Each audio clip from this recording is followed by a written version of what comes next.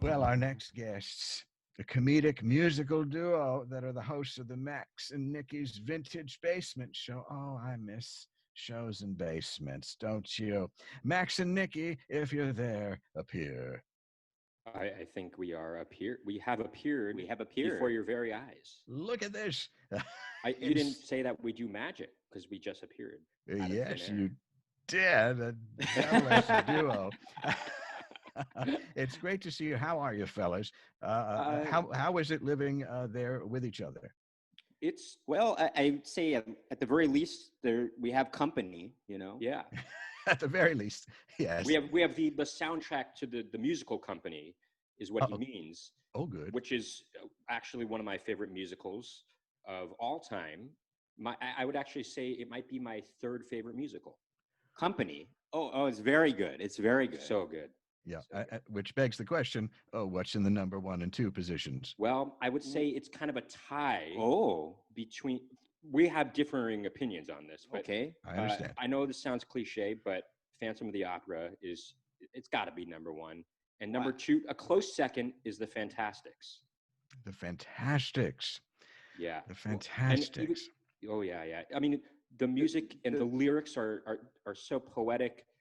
Great melodies. It's Shakespearean almost. There's some comedic moments in it that are dated, but for the most part, the Fantastics, love it. But I will say the Fantastics, I don't believe it's running anymore, but it was the longest running musical of all time. Mm-hmm. Yes. Yeah, until it wasn't. Well, and no, there's always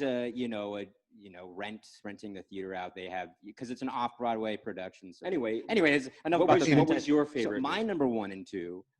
Yes. Well, I'd say for music, strictly the music side of things, I would say West Side Story is. I know that's another typical answer, but I think Leonard Bernstein really is one of the great composers of all time. What I like about him is he kind of melds music of what people might think of the academic world with the popular world, and it's this good milieu that I really identify with a lot, I guess. Milieu, huh? That's large words over here, huh? Well, it's not that large. I do like a milieu. That's wonderful. But now this a question that I wanted to ask, which is, where did the love for all this early music and things start? Where did it start? Well, I suppose our father actually, as a form of punishment, he did this more with our sister, but he sometimes did it with us. When we were kids, as a form of punishment, he would force us to learn the lyrics to jazz standards growing up. And that was just maybe one of the less strict punishments. And he always said, you're going to grow to love this stuff, mark my words. And he was right. And jazz music is maybe the first kind of music I admitted to liking. Actually, that's not true. Or video game music. First music that we admitted to liking were video game music. But I see.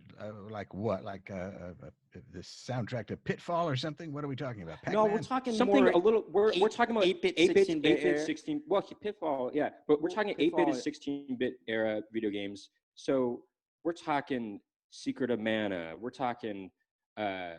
Well, I mean, we're talking Metroid. We're talking, of course, Legend of Zelda is always a classic. But we're talking Kid Icarus. We're talking,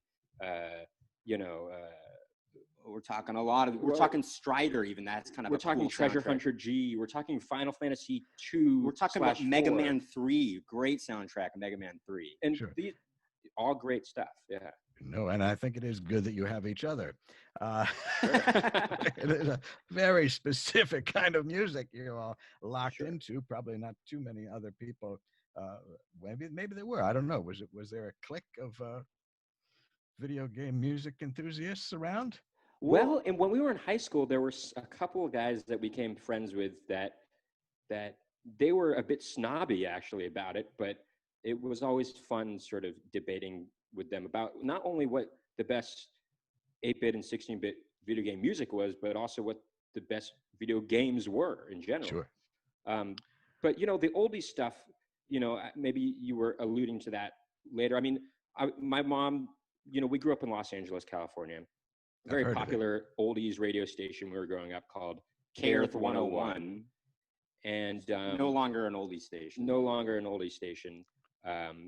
She would always play that stuff, 50s and 60s music. And, when we were kids, I think we secretly liked it, but we didn't want to admit it. I didn't think we secretly liked it. I know we secretly liked it.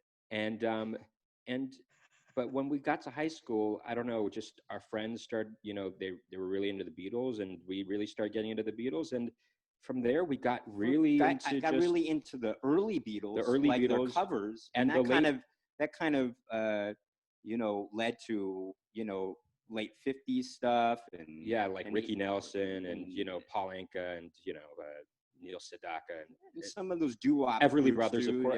Brothers, some might say that we're the modern day Everly Brothers. Well, some might say that. Sure. Others may not. Yes. There's maybe some other brothers you could be too. But with the oldies, one of the ones I love too is you do the Up on the Roof. And right now, that's a lot where people can go. That's the only place people can go is Up on the Roof. It's a great song.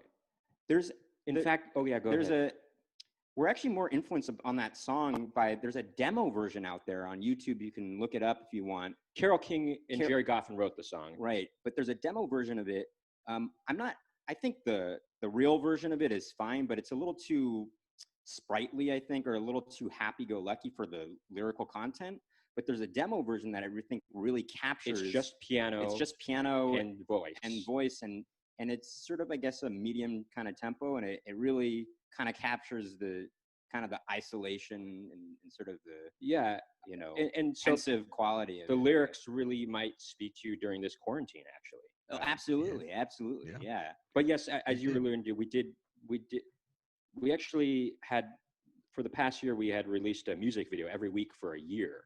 And we put a lot of work into it. And so we did 52 music videos. And when we say music video, it wasn't like a high production music video. They're live music sort videos. Of live. But we did that Up on the Roof one on top of our roof of our building here in Brooklyn. Right. No, it's a nice rendition of it, and a nice video, a nice way to see it. And yes, as I said, it would probably resonate with people right now if they want to check it out. Oh, thank you. Thank you. Now, you were living together before quarantine. Yes. Yeah. Is there anything to the idea? A lot of people say this, that, there's a kind of psychic ability that happens. No. Not really, but I will say sometimes this might just have to do with growing up with each other. There's a synchronicity or in a our synergy with our understanding or perceiving of a certain situation. Our perceptions, that might happen. The subtleties of certain situations, our critical analyses of certain situations will be alike, and so we might say the same thing at the same time because we are thinking. Because of everything that has influenced us throughout our lives is pretty similar, we might be thinking the same thing when we see a piece of art or a piece or something that is not so good, actually. Right. Fascinating. So you're two individuals, but because you had the same upbringing and the same set of references, you approach something the same way, and so that's right. You may solve a problem even if we might happen upon something in our everyday lives that kind of makes one of us chuckle or smile, we'll kind of look at the other one and they'll be smiling. We'll kind of nod, knowing what's up, kind of, Right. This is similar, though, but we're really close to our older brother and sister too, and so it'll be the same kind of situation with them too. Yeah. But even more so with us. Now, fellas, I can't help noticing it's pretty spare over there. Do you have furniture? Well, we are in a living room, but we use it as a studio often to record music. Right. But we also we were doing these live streams every week for the past 2.5 months, and so we kind of wanted to clear the space just to make sure, because we like to move around a lot during our act, and so. That, and we also do not have very much furniture. We don't. Yeah, that and we don't. Okay. All right. Well, if you had to pick an essential quarantine song, what would it be? Oh, well, okay. Well, I mean, and this is really off of not at all what we've been talking about, but for some reason or other, I've been getting into this song by Nick Kershaw called "Wouldn't It Be Good" from the '80s. You know, I don't know that one. it's like this very quintessential '80s song. It's in pretty. There's a version of it in Pretty in Pink, and I just think it's just so '80s. And I'm like, oh man, I don't agree. I Okay. don't think it's that good of a song. Now, what song I've been getting into lately is "You're the One," or sorry, "You're the Voice." "You're the Voice" by John Farnham, also from the '80s. But Okay. but you know, actually, truth be told, and this is really like I'm being totally honest here with you. I've been on a real big Duran Duran kick for the past couple weeks, and you know, they've always been one of my favorite bands, but they've really held up over the course of the year, over the past several decades, and it's always kind of baffled me that not until last year have like 80s new wave bands been inducted into the Rock and Roll Hall of Fame. You know, they've kind of skipped all those. Like, how are the Smiths not in there? I mean, The Cure just got inducted last year, and Depeche Mode was supposed to be inducted this year. But, you know, like, not saying that these aren't good bands, but like Red Hot Chili Peppers, Nirvana, and Green Day, they're all inducted already, and they have been for a while, and they came about afterward, you know? Right. I mean, Duran Duran's been around a long time, and they were very influential. A lot of hits. A lot of hits. Right. A lot of hits. But I should mention a couple of bands that I think that people may not know that I think really you should check into. Foxtails Brigade. Oh, okay. Well, no, they're a really great band. They're based out of Oakland, California. Check them out. They're really great. Also, Bart Davenport, he's based in Los Angeles. Great quarantine listening. Great quarantine listening. He's one of the all-time great singer-songwriters. Mm-hmm. He's based in Los Angeles, from Oakland, California. Well, I think you gave us a lot of things to listen to that we hadn't heard before. So I'm very thankful for all of this. We can really load up a nice playlist and tune out a little bit, which sometimes is what we need to do. Now, you stopped doing the shows for a little bit. You're going to take a pause? We're taking a month break. Yeah. Okay. It's just, we've been wanting to we also, in addition to this duo, we have a band that we have been putting on the back burner for the past, I would say, even a couple years, actually. But this quarantine is at least giving us some time to work on some tracks that we've been putting on. It's kind of like the way I describe the band would be like the Beach Boys meets the Smiths, actually. Pretty good. It's got to be pretty good then. Sure, yeah. So we're working on that. We're going to unless you don't like those bands, then right. Then it sounds awful. That sounds terrific. Well, this is all great, and I'm happy to have a little to charge up on some new music. And where can people find out about if your band is going to play, or you're going to have the shows back up again? Well, you can just follow us on Instagram at Max and Nicky, or you can go to our website, maxandnicky.com, go to our Facebook, facebook.com/Max and Nicky. But if you want to listen to the band, or if you want to listen to the covers that we had been doing, I would go to our YouTube channel. Oh, that'd be the best place. You know, just go to YouTube and put Max and Nicky in there. Well, yeah, youtube.com/Max and Nicky Weinbach. Right. There you go. We're just giving you a bunch of stuff. I love it.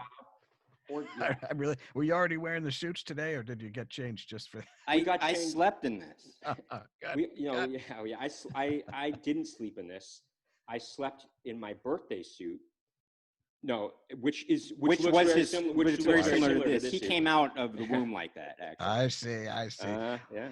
All right, fellas, that's great. Well, thank you for being here. So great to see you, and I hope we get to see each other in the basement real soon. Oh yeah. We would love to have you on our you're referring to our monthly show that we normally would have in the East Village. I know we would just love to have you on that live show. I won't hold you to it, but I appreciate it. We'll figure out something. Thanks for being here, you guys. Thank you. We'll see you later.